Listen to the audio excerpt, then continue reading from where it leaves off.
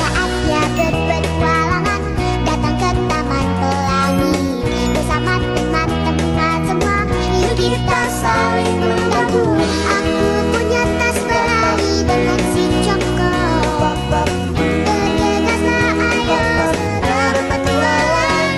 Saatnya Assalamualaikum warahmatullahi wabarakatuh.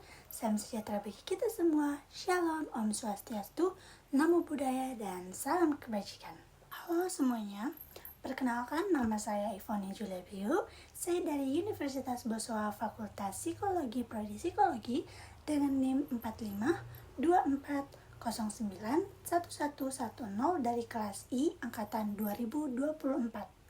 Pada kesempatan kali ini, saya akan menjelaskan tentang sejarah perkembangan ilmu pada masa kejayaan dunia Islam untuk memenuhi tugas filsafat ilmu yang diberikan oleh dosen pengampu Bapak Syahrul Alim, SPC, MA, PhD. Untuk sumber materi yang saya dapatkan dari buku Filsafat Ilmu by Profesor Dr. Amsal Bakhtiar, MA. Langsung saja kita masuk materinya, perkembangan ilmu zaman Islam.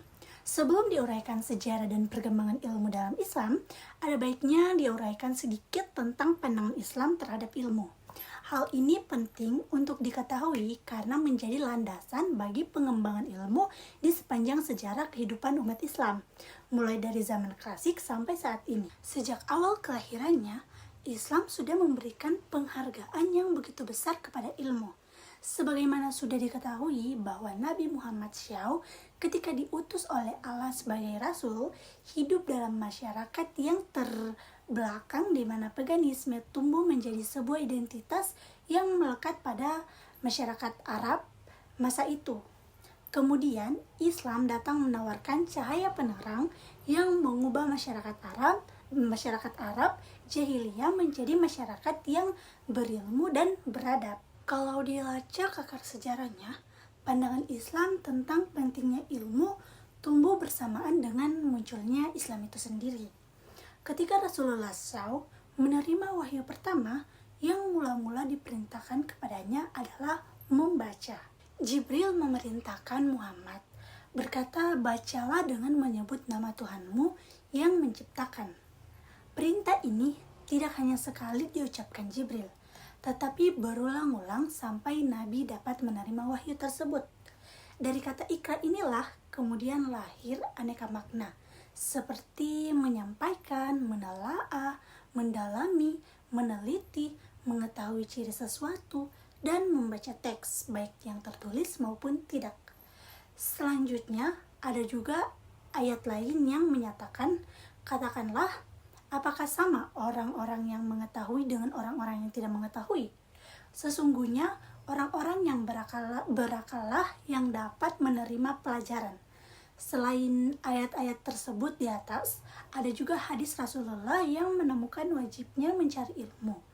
Bahkan begitu pentingnya kalau perlu carilah ilmu sampai ke negeri Cina. Nah, dengan demikian Al-Quran dan hadis kemudian dijadikan sebagai sumber ilmu yang dikembangkan oleh umat Islam dan spektrum yang seluas-luasnya.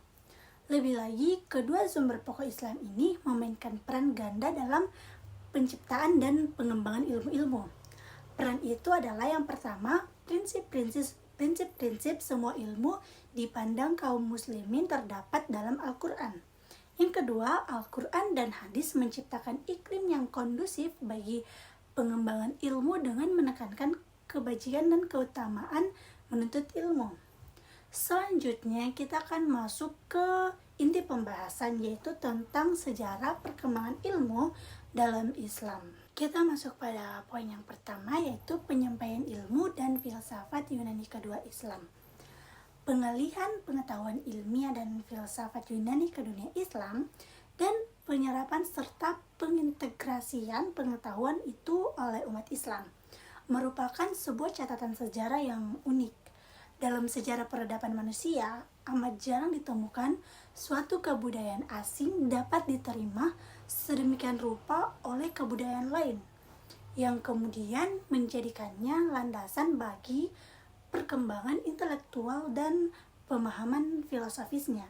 Dalam perjalanan ilmu dan juga filsafat di dunia Islam, pada dasarnya terdapat upaya rekonsiliasi dalam arti mendekatkan dan mempertemukan dua pandangan yang berbeda, bahkan seringkali ekstrim antara pandangan filsafat Yunani seperti filsafat Plato dan Aristoteles dengan pandangan keagamaan dalam Islam yang seringkali menimbulkan benturan-benturan. Bisa dikatakan para filosof muslim mulai dari Al-Kindi sampai Ibnu Rushd terlibat dalam upaya rekonsiliasi dengan cara mengemukakan pandangan-pandangan yang relatif baru dan menarik. Upaya rekonsiliasi para filosof muslim pada gilirannya menjadi alat dalam penyebaran filsafat dan penetrasinya ke dalam studi keislaman lainnya.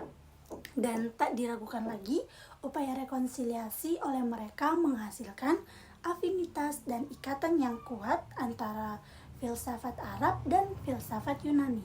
Selanjutnya, ketika berbicara tentang proses penyampaian ilmu dan filsafat Yunani ke dunia Islam, kita harus melihat sisi lain yang juga menunjang keberhasilan Islam dalam menemukan dan mengembangkan ilmu pengetahuan. Sisi lain itu adalah aktivitas penerjemahan. Menurut Syekh Al-Qadir, proses penerjemahan dan penafsiran buku-buku Yunani di negeri-negeri Arab dimulai jauh sebelum lahirnya agama Islam atau penaklukan Timur Dekat oleh bangsa Arab pada tahun 641 Masehi.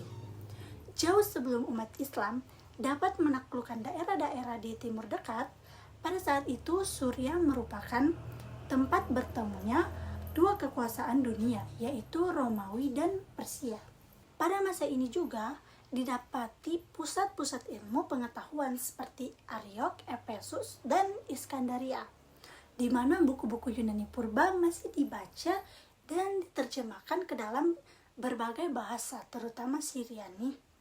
Bahkan setelah pusat-pusat itu ditaklukkan oleh umat Islam, pengaruh pemikiran Yunani tetap mendalam dan meluas. Islam tidak hanya mendukung adanya kebebasan intelektual, tetapi juga membuktikan kecintaan umat Islam terhadap ilmu pengetahuan dan sikap hormat mereka kepada ilmuwan, tanpa memandang agama mereka. Selanjutnya kita akan masuk pada poin yang kedua, yaitu perkembangan ilmu pada masa Islam klasik. Sebagaimana telah disinggung di atas bahwa pentingnya ilmu pengetahuan sangat ditekankan oleh Islam sejak awal. Mulai masa Nabi sampai dengan Khulafa al-Rashidun, pertumbuhan dan perkembangan ilmu berjalan dengan pesat seiring dengan tantangan zaman. Selanjutnya, satu hal yang patut dicatat dalam kaitannya dengan perkembangan ilmu dalam Islam adalah peristiwa Fitnah Al-Kubra yang ternyata tidak hanya membawa konsekuensi logis dari segi politis and siege seperti yang dipahami selama ini, tapi ternyata juga membawa perubahan besar bagi pertumbuhan dan perkembangan ilmu di dunia Islam. Pasca terjadinya Fitnah Al-Kubra, muncul berbagai golongan yang memiliki aliran teologis tersendiri yang pada dasarnya berkembang karena alasan-alasan politis.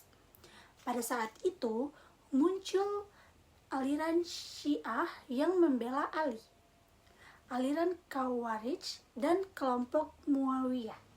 Namun, di luar konflik yang muncul pada saat itu, sejarah mencatat dua orang tokoh besar yang tidak ikut terlibat dalam perdebatan teologis yang cenderung mengkafirkan satu sama lain, tetapi justru mencurahkan perhatiannya pada bidang ilmu agama. Kedua tokoh itu adalah Abdullah ibnu Umar dan Abdullah ibnu Abbas. Yang disebut pertama mencurahkan perhatiannya dalam bidang ilmu hadis, sementara yang disebut belakangan lebih berorientasi pada ilmu tafsir. Kedua tokoh ini sering disebut sebagai pelapor tumbuhnya institusi keulamaan dalam Islam. sekaligus berarti pelapor kajian mendalam dan sistematis tentang agama Islam. Mereka juga sering disebut sebagai moyang golongan Sunni atau Sunnah wal Jamaah. Nah, seperti yang sudah disinggung sebelumnya, pasca fitnah Al-Kubra bermunculan berbagai aliran politik dan teologi. Dari sini kemudian dapat dikatakan bahwa sejak awal Islam kajian-kajian dalam bidang teologi sudah berkembang, meskipun masih berbentuk embrio. Embrio inilah yang pada masa kemudian menemukan bentuknya yang lebih sistematis dalam kajian-kajian teologis dalam Islam. Sebagai contoh, persoalan tentang hukum orang yang berdosa besar. Apakah mukmin atau kafir?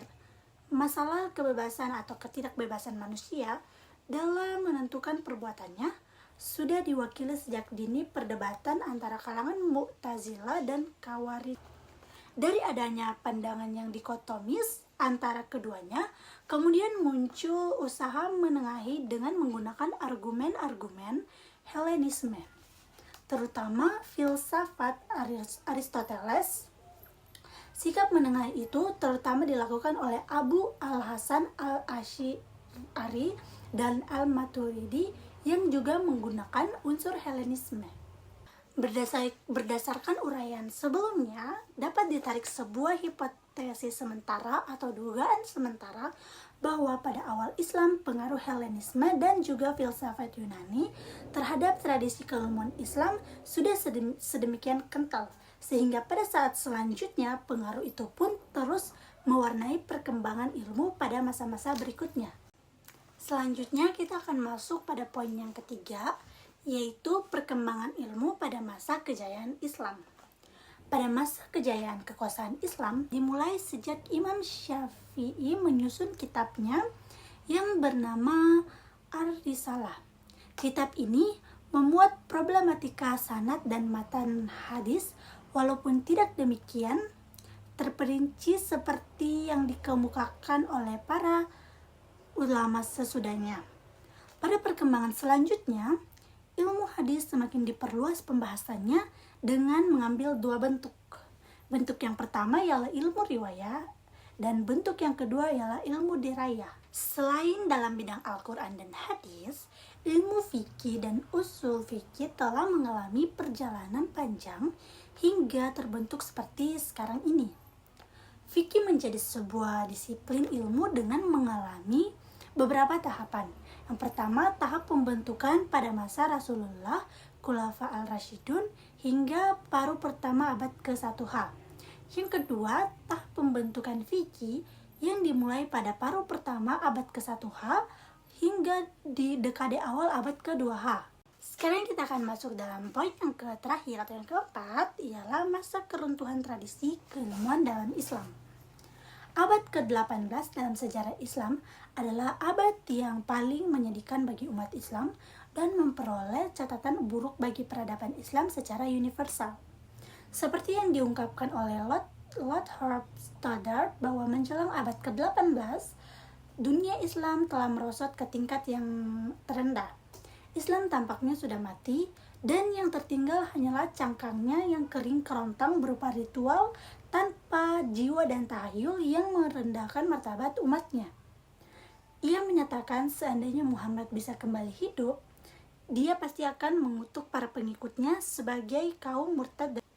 Nah, fikih merupakan ilmu pertama yang dikembangkan oleh umat Islam. Keempat sumbernya yang utama yaitu Al-Quran, Sunnah, Ijma, dan Qiyas merupakan sumber hukum yang tetap. Namun, karena sifatnya yang tetap itulah kaum muslim harus menggunakan metode deduktif untuk sampai kepada keputusan mengenai masalah-masalah khusus. Dan pada saat yang sama, metode induktif kehilangan semangatnya. Di masa dekadensi, kegiatan intelektual sedang mencapai titik yang terendah. Tidaklah mengherankan jika orang kemudian menjadi bersikap dogmatis dan taklid secara membuta. Para penguasa seringkali merasa takut dengan tersebar luasnya pendidikan dan pengetahuan di kalangan massa yang dapat menggerogoti kekuasaan mereka yang mutlak. Munculnya orang-orang pandai dan terampil menyebabkan longgar. Baik, cukup sekian dari saya.